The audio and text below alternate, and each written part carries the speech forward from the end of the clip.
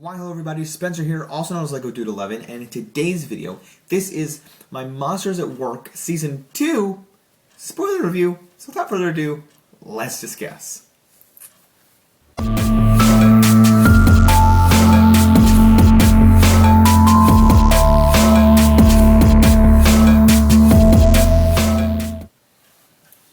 Alright guys, so as I said, this is the spoiler review for Season 2 of Monsters at Work, and I don't recall, I'm going to possibly put a card up there. I'm not going to do anything on the video while I'm recording right now, but I don't remember if I've talked about Season 1. If I did, it may or may not have been on my podcast, or it may have been a vlog. I do recall a vlog.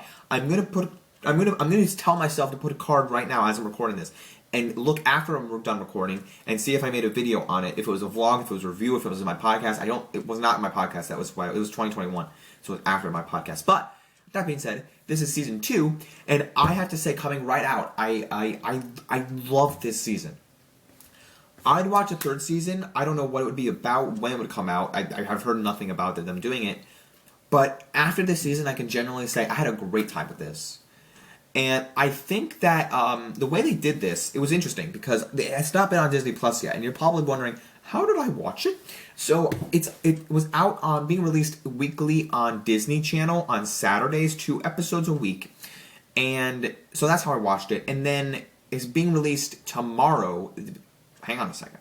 So the day after this recording, the day after I'm recording this, May 5th. May 5th. It's already out on Disney Plus. Day of this recording is already out on Disney Plus, so you can go watch it for yourself. If you've already started watching it because you know it's on Disney Plus, good for you. But I watched it prior. I watched it like April 4th or something when it came out. I forget when it started coming out, but I think it came out like a month ago.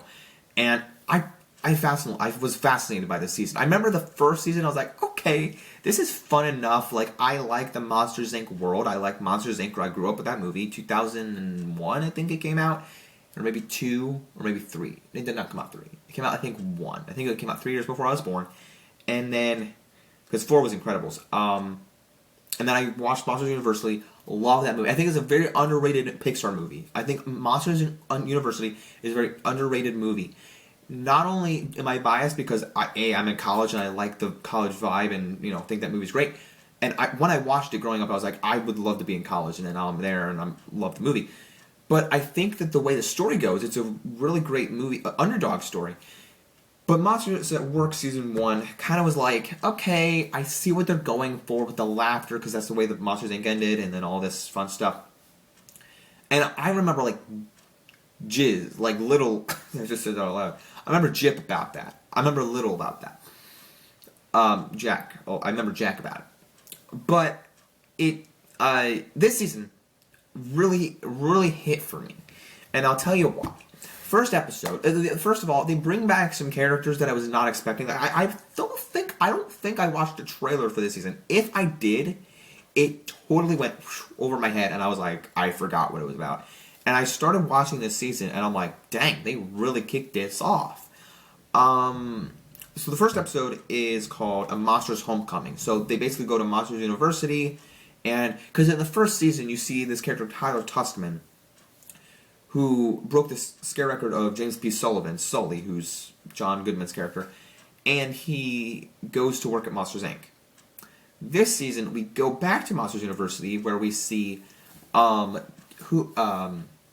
Plaza's character, who's married to Johnny Worthington, who we bring back the Monsters University characters, some of them, and they have kids, and it's awesome, and then just the casting of itself is great. And they're talking about laughter, and the whole season, like the back and forth of laugh power and fear power. Oh, it's just it's so good seeing this story play out. And the Creep Show is the second episode. The third episode is Setting the Table, where the Creep Show is related about this like kind of like Comic-Con for power, like the laugh power. They're trying to promote laugh power or fear power and different ways of scaring and stuff. So that's really cool. And the Setting the Table is Tyler having a not date, but a dinner session. Dinner session? What am I trying to figure this out? Having dinner with Johnny Worthington and talking about having a job at Fearco. Next one is Opening Doors, where he gets a tour of Fearco. Tyler Tuskman gets a tour of Fearco. Next one is it's coming inside the house. It's coming from inside the house. This one, Duncan has a little mystery environment, a mystery investigation going on with like a black and white concept, like they turn the animation black and white. And there's the family of Tyler Tuskman has to sell some stuff, having like a little sale so they can get more money to live at their house or apartment where they are. And the next one is Field of Screams, which I kind of like this one. It didn't really do anything for the plot. It did more, they were playing baseball. And it was a really interesting episode because Mike Wazowski was trying to look for his famous mitt from this, or special mitt from this famous baseball coach. And at the end of the episode, Val and Tyler Tuskman, they're best friends from the first season, they've been best friends and they've had this disagreement. And now they're mad because Tyler took over the win for the other team, the Fearco team. So that happens, and then in the last 3 episodes, or not, is it the last 3? In the next episode, Monster in the Dark, they know that Tyler's still mad, or Val's still mad at Tyler, and Lights Camera Chaos, they try to reveal that this character, Roger Rogers, is actually Henry J. Waternoose III's son, or grandson, I think it was son, like a descendant, and they're like, oh, you've been behind the whole thing, this whole chaos thing. Actually, that's not the case. And then we find out in the next episode that Randall Boggs is back. I couldn't believe it. And I couldn't believe all these things that happen. Like Johnny Worthington's back. We get the Monsters University characters. We bring Johnny Worthington, finds Randall Boggs at the door because they were friends in Monsters University. I'm like, this show has done so... I did not expect him to come back. And Randall Boggs is voiced by the same guy. I was blown away. Blown away. This was the biggest comeback ever in a show I've witnessed. Not really. I mean, there's lots of big... whoa. I mean, like the Spider-Man No Way Home, that was big. But this was really good. Really good. And then the last episode was called Powerless because they had a blackout. And Johnny Worthington was going to mix the laugh power with scream power. And Tyler's like, no. So they bring in, they regroup the Miffed group. If you don't know what Miffed is, it's Tyler, Val, Fritz, I forget the other woman's name. Oh, we're doing it. We're doing it now.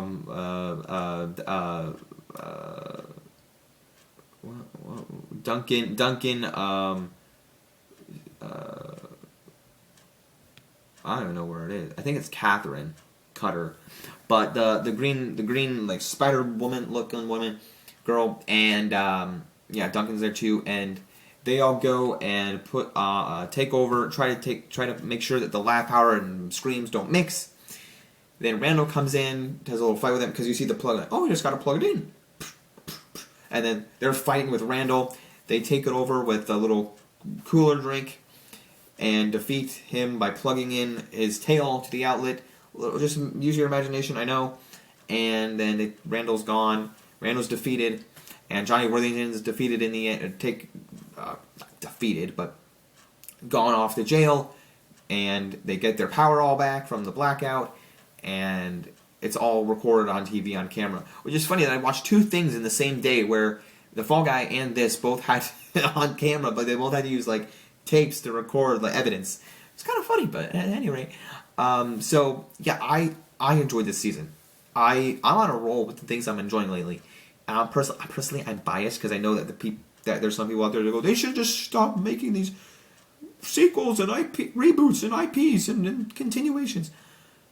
But all I can say is that from watching this show, I definitely got interest. Oh, and by the way, not only that, but another thing, because there's the whole like Val and Tyler friendship, and I like friendship, so seeing them separate was not cool. But then Powerless, or throughout the whole show, there's this character Ben. There's this human character Ben that Tyler relates with, that he's talking to because he's been screaming, or he's been joking with him as a jokester. And the back and forth between being at Fearco, being at Masters Inc., doing the laugh power. Then you get in the last penultimate episode, Tyler Tuskman roars at him, screams at him to fill the canister, and he's like, no, I don't want to scream at this kid. I know this kid. So then in the final episode, Val and Tyler team up to a comedy duo with Ben, the human kid, and it's so great. And then it just makes me cry, like choked up inside to see this. And the end of the episode ends with them going up to Ben like, "Hey, how's it going?" And they Mike Wazowski and Sully give them out all scare cards, give out all the Monsters Inc. workers jokester cards. He's like, "Here's the best comedy duo." But me and Mike were the first comedy duo, or me and Sully were like the original duo, but now you have the first jokester card for comedy duo, and it ends with them walking into their comedy duo pose, and it was a great ending. I love this season a lot. For my kid, I don't have kids yet. I don't need them at this point in my life. But whenever I have kids and I introduce them to Disney, and I say, watch Monsters Inc., watch Monsters University, this is the show. I'm gonna say, I grew up with this franchise and I loved it. If they do more, I won't be disappointed if they do more. Like I won't be mad if they do more, because I like this season and I definitely love these characters, love this world, guys. Can I just spit out something real quick? Because I have a little rant / idea that if you're watching this, listen. Okay. So I love this show. And I don't know the reviews, I could look this up, but not everybody loves everything like me, and not everybody doesn't have the same opinion. They have different opinions because that's fun. We laugh, we have a good time. If we all had the same opinions, human race wouldn't cooperate. Anyway, I like this world. I like Monsters Inc. Can we get a third Incredibles, please? Can we forget about Toy Story and do a third Incredibles? Just listen. Because I love this world. If we can continue the world of Incredibles, that would be great. I think Toy Story's had its run, has its shorts, has its movies, has its shows, has its little specials. I'm just saying. I know this is a Monsters at Work video, but I had to put that in there because I love Disney with a high passion. But maybe I should make another video on what I think they should do. Anyway, that's my review for Monsters at Work and my little tag about what they should need to do. Incredibles 3, please. Anyway, don't forget to leave a like. My rating on this is an A. It's an A minus. Actually, it's an A plus based off of the first season. I liked it a lot, but it could be an A minus. It's definitely an A. It's an A. So don't forget to leave a like. Subscribe if you'd like. If you didn't enjoy this review, please give me comments about why you didn't. Leave a like, subscribe, follow me, Boba Fett Jedi Master on Instagram. Jedi Master on Instagram. Don't forget to like, subscribe, follow me. Don't forget to keep calm, play Lego, watch stuff. Peace out, everyone. Bye.